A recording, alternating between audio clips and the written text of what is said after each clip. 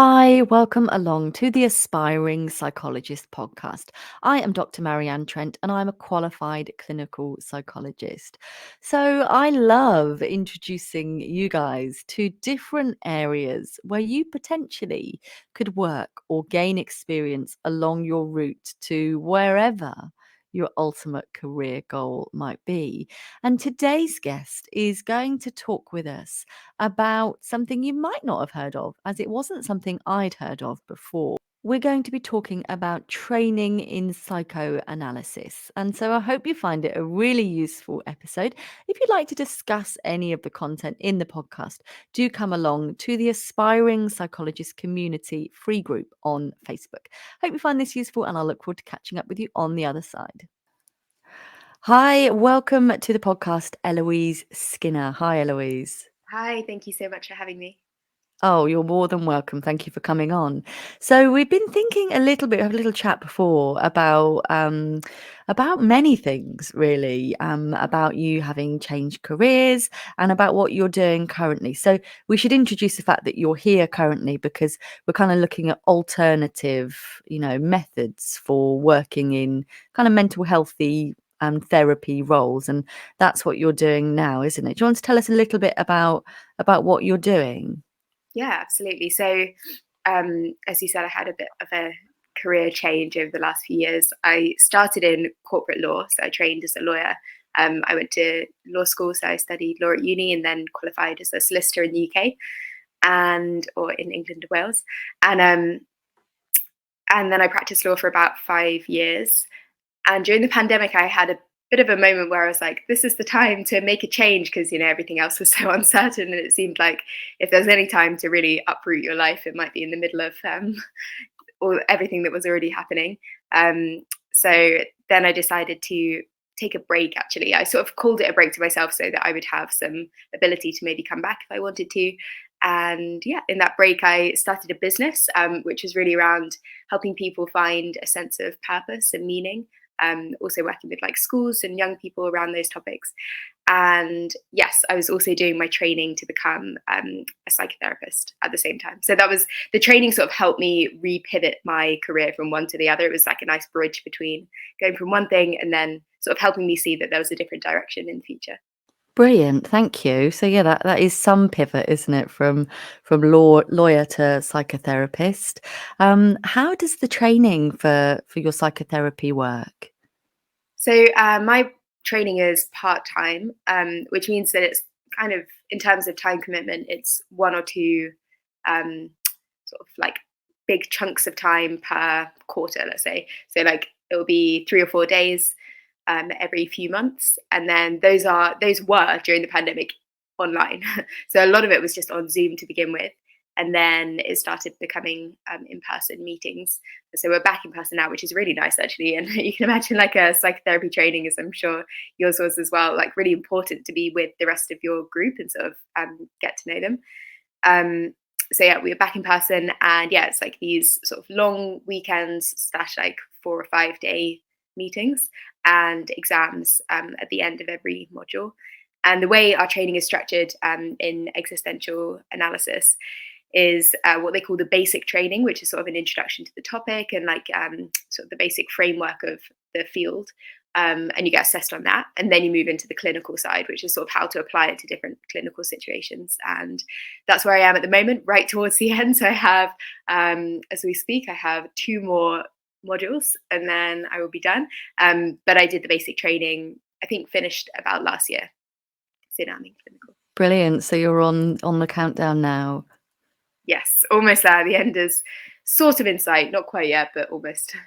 Oh, I see. So I'm going to ask what feels like might be a stupid question, but my only real understanding of the term existential comes from my upbringing, where we used to watch something called Dawson's Creek. I don't know if you've ever watched it. Yeah. And it was regarded as sort of an existential navel gazing series. And so that's really my only bolt on to that term, and sometimes I still hear songs and I think, oh, that would have made a great song for the soundtrack of Dawson's Creek. It's like, oh, woe is me. Could you tell us a little bit more in a more up-to-date, accurate reflection, not involving Dawson's Creek, what existential psychotherapy is, Eloise? Yeah, I love that. That's a great reference. Yes, so it kind of is about all of those feelings and all of those emotions as well. It's a really broad field actually, and it's still very much evolving. So it's a field of psychotherapy that has a lot of different sort of elements within it and a lot of different ideas and theories within it. And it really stems from, well, a couple of places. There's obviously existentialism, as in like the branch of philosophy, which is sort of an inspiration for a lot of the work and theories. Try to apply that in a more practical setting or like help people through some of those issues. And then one central piece of body of work or a central figure in the field is Viktor Frankl, the author of Man's Search for Meaning, where he kind of sets out logotherapy, which was his way of applying sort of more existential interpretations to psychoanalysis and psychotherapy. And now it can be practiced in many, many different ways. I'm training in something called existential analysis, which is like a more specific part of existential therapy as a whole. But there are obviously lots of other ways to practice it as well. And really at the heart of it, it's about, it's about addressing the idea of the whole person and making sure that you're sort of encompassing the entirety of the person. So not just your mind or your body or this kind of spiritual sense or the soul as it was originally referred to, but the entirety of the person. So taking into account all of our experiences and our backgrounds and our histories and what we feel and think about things and how we react, and sort of working with that as a whole. And then another central idea within the field is having this sense of yes to life, which was actually a title of one of Viktor Frankl's books, or a translated title, which is this sense of being able to have this sense of personal presence within your own life, to be connected to your life, to be in dialogue with the way you live your life and the choices you make, and being able to have this fundamental yes to like being here and doing the life that you're doing. So those are some ideas, but that's the field. It's much more than that, of course. So sort of the yes philosophy would be like ultimate mindfulness, like really choosing to mindfully be where we're at right now. Yeah, absolutely. It's an element of presence, I think, is really central to it, like that, as you just described. I think, one of the quotes that's often sort of given in terms of this field, and this isn't necessarily from anyone in this field. I think it's sort of a summary of some of Viktor Frankl's thoughts and interpretations. But there's this idea that between like stimulus and response, you could have a gap where you then decide what you're going to do, or decide your choices, or decide your reactions to life. That quote's given around quite a lot, often attributed to Frankl, but it's sort of a summary of what he would have thought about the field. And yeah, so it's this idea that you have a sense of autonomy or like personal determination to craft your life in the way that you want. You have the ability to choose your responses to the things that happen to you. And so it's very much, mindfulness, I'd say, is a good way of describing it. And it does sort of associate itself with a lot of the more like yoga and meditation style, choose your life, be present in your life, be present in your body ideas as well. But just a different interpretation of that. I see. Thank you. I was listening to Radio 2 Jeremy Vine recently, and they were talking about whether it's ethical and whether it should be banned to bring cakes into shared offices. I don't know if you heard the programme. And the theory was, we've all been there, haven't we? If people bring in cake, you weren't necessarily looking for cake. You weren't necessarily going to have cake that day. But when you see it, you are more likely to eat it. Or, but it's interesting to hear about you saying, actually, you do still have choices. It's not just stimulus and response. Mm-hmm. There's something in between, and you can hold on to your values and what is true to you. Yeah, absolutely. And I think that's a really central idea of the entire sort of philosophy behind this field, is that you do have in every situation you have a choice, or you always have the ability to decide who you are and how you respond to certain things. This is kind of the fundamental freedom of the human being, of the ability to decide how you're going to move through the world or how you're going to react to things. And so, yeah, in a situation like that, you can see, oh, yeah, it might be a bit more challenging, but there's a huge space in which you can decide what you're going to do, how you're going to respond. And as you said, a lot of it is about values and where you stand and what your opinion is about certain things and how you feel about your position to life. So knowing those fundamental values, I think, is a really important part of sort of laying the foundations to make that choice later on. Great. And just thinking about our audience being aspiring psychologists, it can be really quite tricky to get into qualified professional psychology routes, and it can be really frustrating, really just full of dismay along the way sometimes. Can you give our audience some advice from an existential perspective about how to cope with that uncertainty and how to cope with, whatever's going on for them in their life right now? Yeah, wow. I think maybe one of the tools or one of the steps that you can take within this field is this idea of sort of safety and security in your own life, or trying to cultivate a deeper sense of that. And there's a term that's used called fundamental trust, which is also almost like your sense of trust, or your sense of being present and safe and secure in the world. And I think that's one of the things that's always helped me through periods of anxiety, is this knowledge that, things change around you, things come and go, good and bad things happen, like stressful things happen, and, the world sort of changes a lot. But ultimately, if you can cultivate this sense of, I guess, fundamental trust in your own self and in your presence in the world, like the sense that you're able to be here, that you belong, that you're able to take up space, and that you're fundamentally quite grounded in the world, I think that can be a really helpful sort of perception to have of yourself as you kind of move through your life. And there are lots of exercises that they have to cultivate this sense of trust. Things like sort of body focused exercises can be quite helpful. So there's an exercise called the armchair exercise, where the student or the practitioner would sit in a chair with your feet on the floor.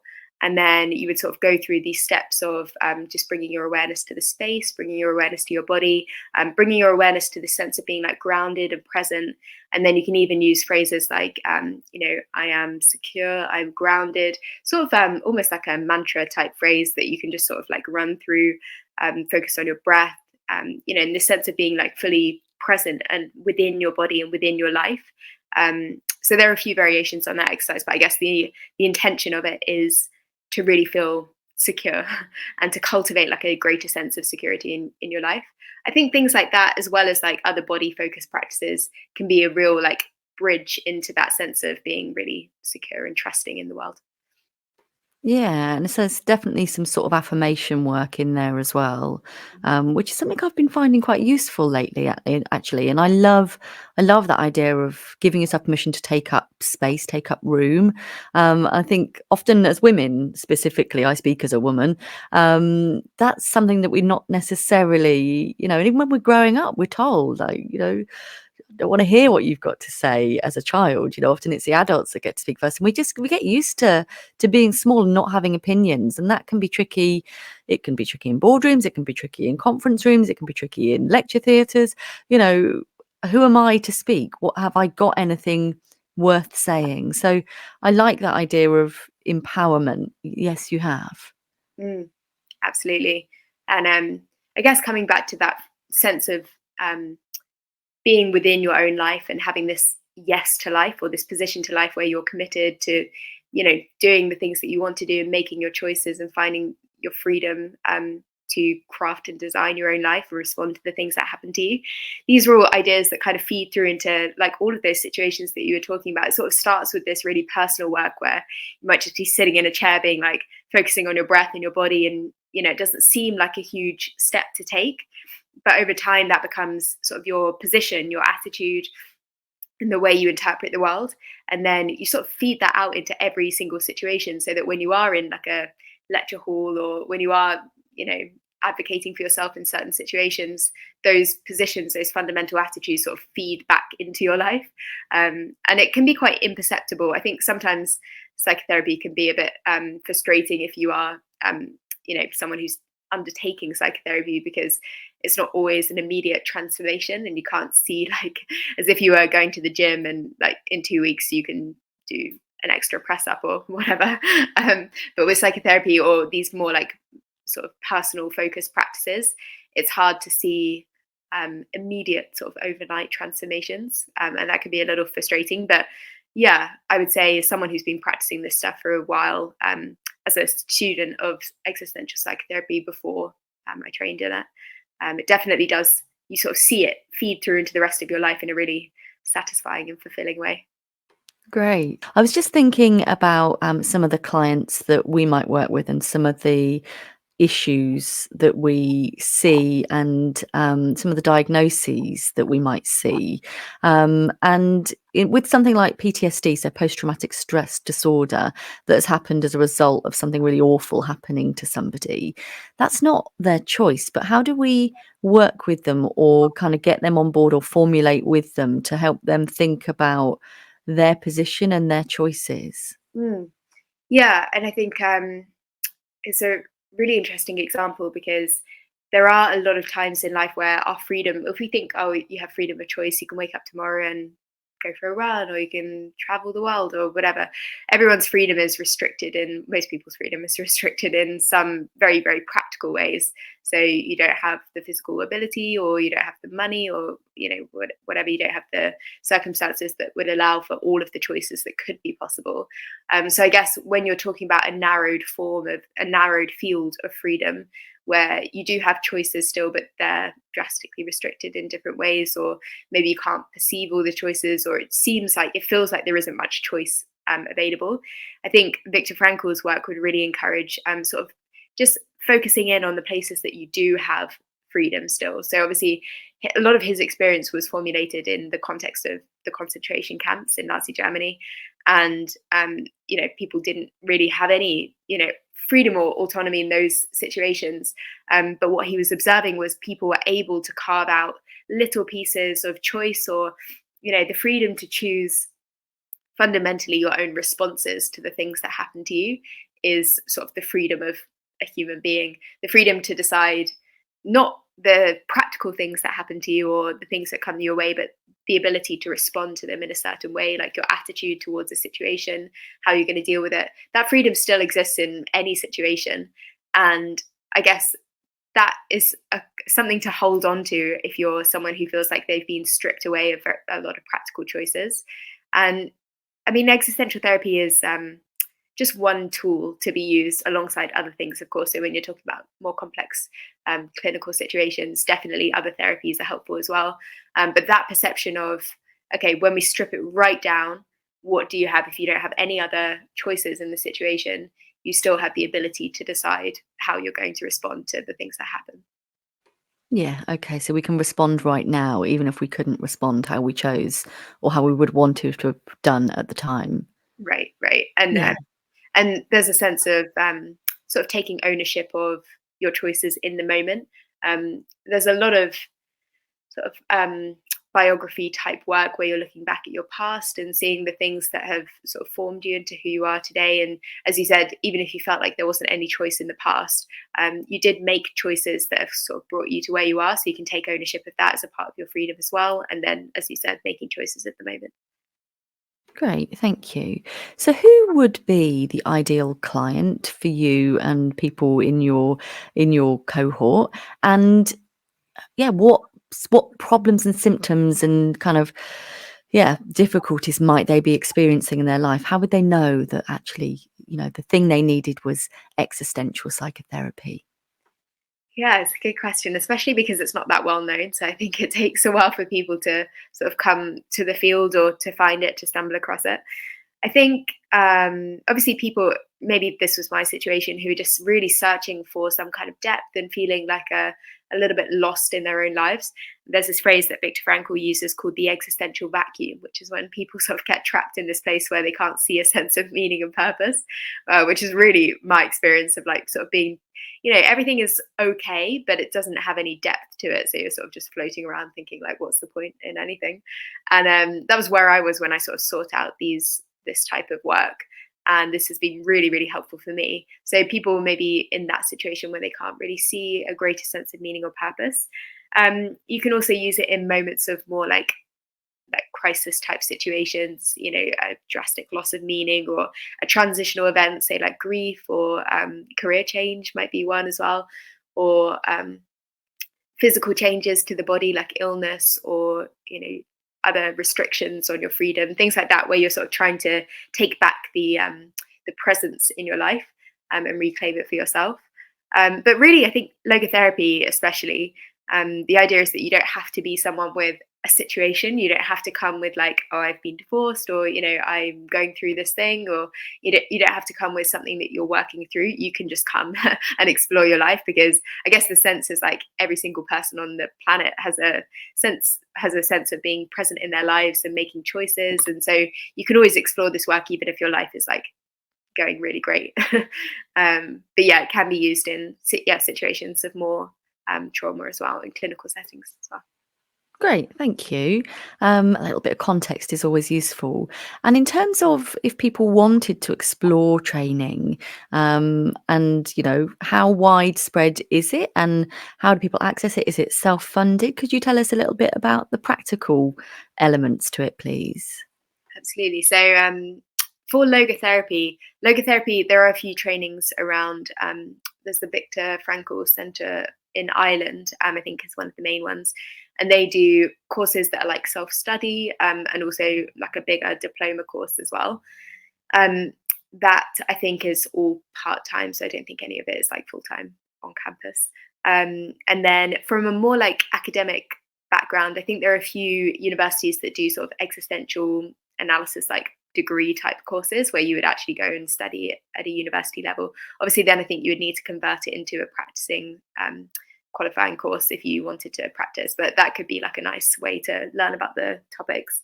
And then existential analysis is really centered in Vienna. So I'm training with a center for existential analysis, which is centered in Vienna, but has now spread out to other places. Canada has a lot of existential analysis work. It's funny to see where it spreads to, but Canada, the UK, Vienna, and also sort of places like Russia as well. There's quite a lot of work out there in this topic. But my course is self-funded. So I'm actually not sure what the situation would be if you took it as a second. I don't know too much about how the UK, I imagine there's not much funding around, to be honest, from what I know about the UK education system. But when I did my first degree, that was obviously, then I used student finance. And then this, I'm assuming there's some kind of support available, but I thought maybe it would be a bit too tricky. And because I'm working as well part-time, I thought, okay, let's just try and fund it myself. And it has been quite difficult, actually. And I was saying to someone the other day, like, I cannot believe how expensive psychotherapy trainings are. Like, it seems to cut a lot of people out of the profession, because you have to pay for like a practicing course, and then obviously all of your hours as well as a trainee therapist. And you're practicing all of the things that come along with practicing for the first time. So yeah, it's a lot. I don't know whether I'm sure your listeners will have a much better sense of like how it can be done and if you need funding. But for me, it's just been working alongside and struggling. Thank you. The struggle is real, and there's branches of professional qualified psychologists that also have to self-fund as well, and it's just it seems massively unethical. Could you tell us what sort of settings existential psychotherapists might find themselves working in, or where you might see or bump into them? Yeah, I think a lot of sort of more clinical psychotherapists who have had a basic training in other forms of therapy might have a little bit a sort of an idea of these therapies. So you might be introduced to it there through just a therapist that you're seeing or that you're working with. So yes, you can see it alongside, or you can see it in clinical practice in hospitals, in clinics, just one-to-one with a therapist. It is used in places like schools sometimes. So there's a little bit of existential analysis that works with younger people, especially in that transition from sort of more like school level to adulthood. Can be a really difficult and very existential time to be reflecting on who you are, where you are in the world, Dawson's Creek kind of vibes. So you're thinking about what you want to do, and I think it could be really helpful there. I actually wish I would have had something during that period to support me in this kind of work. But yes. And then other places where, like you were saying earlier, sort of where your freedom is restricted a bit, I think that's where you might see these therapies come in a bit more. So things like prisons, or, sort of medical situations where you're dealing with a loss of physical freedom, something like that. Grief counselors as well, or things like losses that you're going through. And it can also be used in situations of like PTSD or other clinical conditions. Say people are returning from like a traumatic situation, or even people returning from, well, for Viktor Frankl's situation, like the concentration camp. So the idea of wartime, or a really traumatic situation, that you're sort of kind of rebuilding your life and finding your freedom after that. Brilliant. Thank you. It's been a really interesting whistle-stop tour through stuff that I certainly hadn't considered, and it's always nice to shed some light on other areas of kind of mental health practice and things that are going on in the wider world. So thank you so much for that. And I know that you've got a number of books under your belt and a new one coming out as well, haven't you? Could you tell us a little bit about those? Thank you. Yes. So my first couple of books were sort of more like business focused books in law, and then when I started a business. And then this third one that is coming out is called "But Are You Alive?" ? And it's kind of about these ideas, actually. So it's a good little summary of some of the existential analysis ideas, logotherapy, a lot of Viktor Frankl's work in there, some practical exercises, but also some more sort of body focused stuff.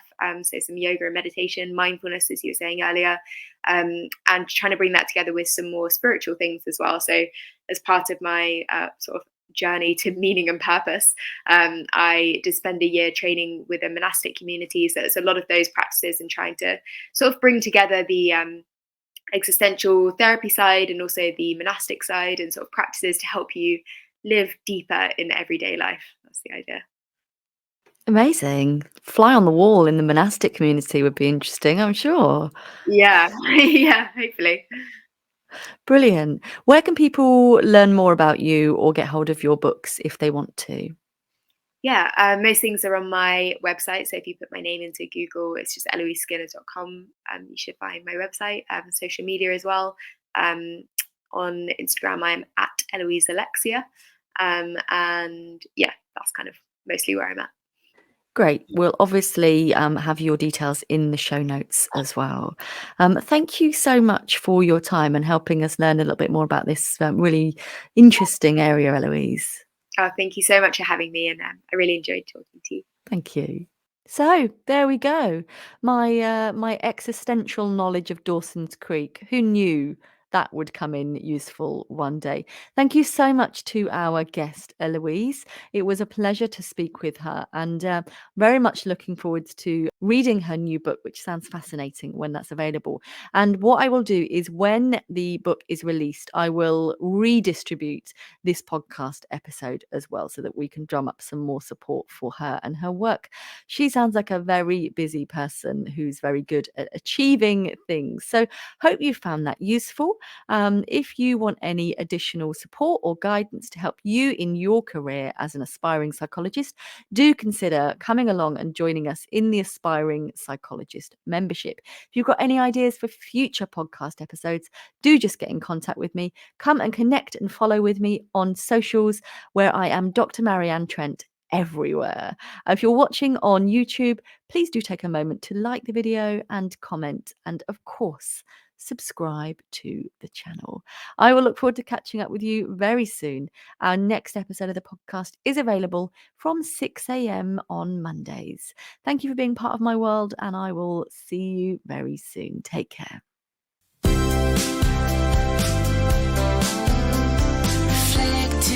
Of mental health professionals on the way to getting qualified. So many tips and lessons to learn from. So many things that you can try. Be inspired.